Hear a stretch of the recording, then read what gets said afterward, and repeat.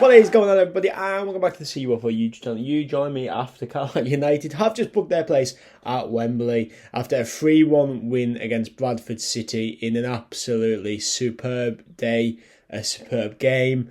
Just everything was absolutely fantastic. Everything was just perfect yesterday. Really, really awesome day. If you weren't there, then you've missed out, seriously. Of course, there is some clips in this video. There'll be a timestamp as well below if you just want to skip to the clips. If you don't want to listen to me ramble on, which I would understand, because I don't even know what the clips are, if I'm going to be honest, but, you know, the atmosphere was absolutely electric yesterday. It was fantastic. Massive shout out, just before we start the Carlisle side of it, good shout out to Bradford. Brought the numbers, sang well, added to the atmosphere, and, you know, I know obviously there was a bit of trouble and some things are being thrown, but things were thrown from both sides. Bradford fans were throwing stuff at the Carlisle fans as well, and also there was an incident where the Bradford fans actually kicked the gate down or something and got into the home section and started fighting with the Carlisle fans. So, as I'm not condoning anything from the Carlisle end, you've got to also understand that, you know, Bradford fans were also causing trouble as well. So let's not just put it all on Carlisle like I've seen on Twitter this morning. But back into the positives then, back into the good stuff. Carlisle United 3, Bradford 1. What a game. I said 2-1 and penalties. Ben Barkley saved that prediction from happening. Carlisle's team lineup started then with Thomas Hawley in nets, Joel Senior, Ben Barkley, Paul Huntington, Kobe Wheel and Jack Harmer at the back, Callum Guy, Owen Moxon, Alfie McCalmont in the midfield, and JK Gordon and Joe Garner up front. Jack Robertson, Jordan Gibson, Taylor Charles, Ryan Edmondson and Amari Patrick came off the bench. And Carlisle started with basically the team that I would have went with. If you see my match preview, I think the team was exactly what I said, apart from Joe Garner started. But that for me was Joe Garner's best game in the Carlisle shirt since returning. I think that was his best game he's had. JK Gordon, I mean, what a player. He took that game to Bradford. He was the catalyst in the first half. I'm quite surprised he went off as early as he did, but when he was on the pitch, he was, I don't want to say he's one of the best players on the pitch, because I'm going to say that for every single player on the pitch. But JK Gordon was he was electric yesterday. Really, really good. You can see why he's a Premier League player. I know he's a youth player, but you can see why he's on the books of Crystal Palace. Alfie McCalmont, again, you can see why he's on the book of Leeds. I would like to see both of them back next season if we could. I'm not saying we'll be able to, but it'd be great, because I think both of them have been fantastic when they've played. Owen Moxon was Owen Moxon. I mean, I don't need to say anything more on that. Callum Guy, I mean, when he scores a goal, doesn't he? What a finish from Callum Guy. He doesn't do tap-ins, does he? He's always a screamer. I don't think he'd scored until this season. He scored about 4 worldies, so fantastic from him. Joel Senior, excellent again. I mean, he hasn't had game time or anything this season. He hasn't had game time this season, but when he has, he's been great. He's shown it in the first leg. He's done it again in the second leg. Jack Harmer is a player above his class. Jack Harmer, considering his age, he's 22 or 23 or something like that. Unbelievable player. The experience he shows and the composure he shows, brilliant. Corey Whelan, fantastic. I hope we can keep him from next season. I think he should be starting, if I'm going to be honest. I know we've obviously got different options and stuff. Paul Huntington, apart from their goal, he was completely outpaced. And it's something I said for a while, that Huntington doesn't have a lot of pace. But Paul Huntington, great. Captain in the side again. Really, really, really good from him. Just what you expect. Ben Barkley, I mean, possibly his last game ever in a Carlisle shirt. If it is your last game in the Carlisle shirt, what a way to do it. Scoring in like the 126 minutes or something to give us a goal to take us to Wembley. So Ben Barkley, I mean, if it is your final game, what a way to end it. If not, great. See you next season. Obviously, you won't be playing in the playoffs. And Thomas Hawley, even though he didn't have a lot to do, he looked confident and composed. The way he came out to collect the balls and, you know, made a presence and stuff. Really good from Thomas as well. Off the bench, Charters had a good game. They all had a good game. They all did the job. Jack Robertson maybe didn't get as much of an opportunity. Came on really late on for Colby Whelan. But Patrick was pressing, looked really good. Gibson looked really good. He's not a right wing back though. I think we need to sort his position out, because there was times where he was just more in a right midfield, right wing role than a right wing back role, but that's maybe just being very picky. But I mean, he's in the right wing back. Don't get me wrong. So fair enough. And then obviously Charters came on, was great. Ryan Edmondson brought something different, and the game ended 3-1. As I say, we had 22 shots compared to their 15, 6 on target compared to their 2. We had 46% possession, they had 54%. But on the whole, I think we deserved to win, especially yesterday. I think yesterday we were the better team by far. I'm really happy that we went out and we got at them from the start, because I was worried that they were going to sit back and we would allow them to do that. But no, J.K. Gordon really took it to them. Their first goal, it was a shot from Owen Moxon, I believe, parried by their goalkeeper. And it looked like J.K. Gordon had scored, but it was actually an Andy Halliday own goal. So he's maybe, in his words, from what he said, was it just before the playoff first leg where he said the two sets of Bradford fans look great at Wembley?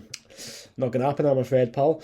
But and then we went into the game. We still had good control. They had a couple of chances at the end of the first half.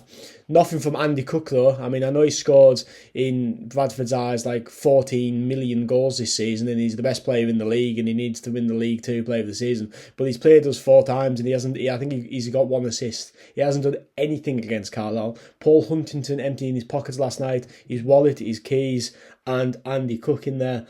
So we handled that really well, and then we went into the second half. We couldn't just get the goal in the second half, so it did go to extra time at 1-1 in aggregate, and then the corner came in and it just bounced out, and Callum Guy, and from where I sit in the stand, it looked like he was going to volley it. We knew that, but I was like, there's no way that's going to creep in, and he just did in the bottom corner.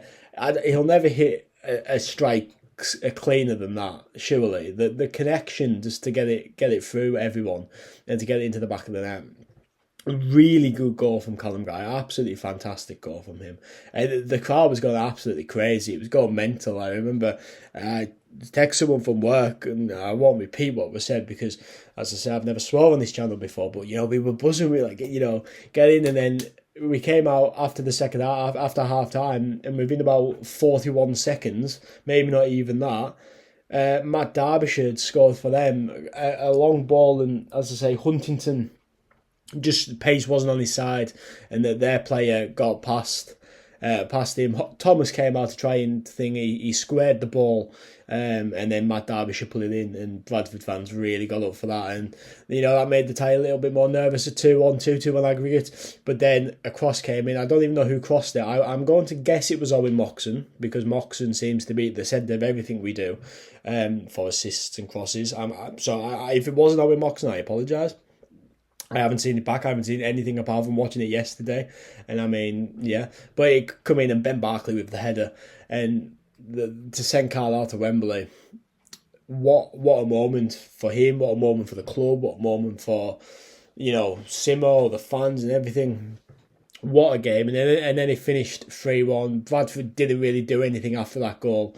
We kept them at bay, and, luckily for us, well, not luckily because we deserved to win, but we got the win, and that's seen us off to Wembley, and we're going to Wembley. Honest to God, these are the days that you live for. I tweeted that. These are the days that you play football for, you watch football for, and next Sunday will be no different to that. It will be an absolutely amazing atmosphere. I think we've been allocated 36,000 tickets, which is, more than enough. I don't think you're going to struggle to get a ticket if you want one. And when we're looking at, we're looking at it, and it's we play Stockport, and we haven't beat Stockport this season, but it's two proper clubs going against each other. I wouldn't have liked to see Salford there, because Salford are a bit of a, they're a bit of a tin pot club, and I didn't really want Bradford going there because we were playing them. But Carlisle against Stockport, with two proper fan bases, two proper teams. So fingers crossed we can go there and get a result. Paul Simpson said he's sick of losing at Wembley and he wants to change that. So let's go and change that. Let's get into League One. I mean, if you can get down to Wembley, fair play to you, because from where I live and everything, it seems absolutely impossible to get down there, unless you're getting a coach on the day. But that's if you want to get a coach down, because 7 hours, 6.5 hours on a coach isn't the nicest thing in the world. But unfortunately, because of the kick-off time, 1:30 on a Sunday, a bank holiday Sunday as well, you know, it is difficult to get down there. But I would guess the Carlisle will get there in their numbers some way or another. I'm still in limbo whether I can go or not, because of the travel involved. Hopefully I can. I'd love to get there. I was there in 2011 when we beat Brentford in the Johnston Paint Trophy, so it'd be cool to go again 11 years later, however many, 13 years later, whatever it is. But for now, Carlisle are off to Wembley. Enjoy the clips in the video. I've been CU04, and I'll see you in the next one.